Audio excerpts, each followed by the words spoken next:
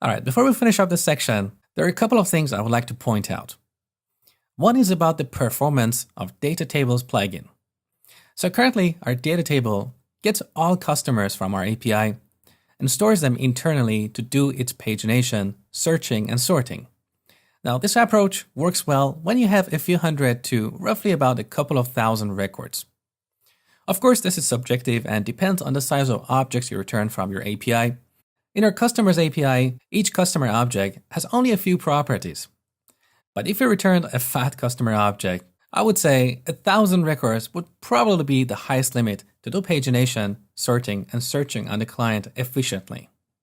So if you're returning a large number of objects from your API, you would better do pagination, sorting, and searching on the server. And of course, this means you have to explicitly implement these features on the server side. And then in your data tables, you enable server-side processing. Now, this is really beyond the scope of our ASP.NET MVC course, and you need to read about it yourself. I just wanted to give you some direction. Another point I want to discuss is this JavaScript code we have written here. Currently, we don't have proper separation of concerns in this code. Some parts are for the view, other parts are about data access, like this bit here. We're calling our backend API, and these are two different responsibilities. We need to separate the part that is responsible for the view from the part that is responsible for data access. Plus, it's better to extract this JavaScript code and put it in a separate JavaScript file.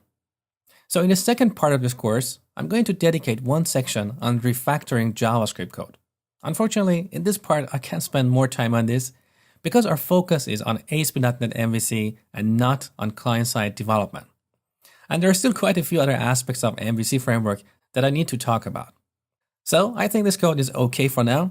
Let's move on to the next topic.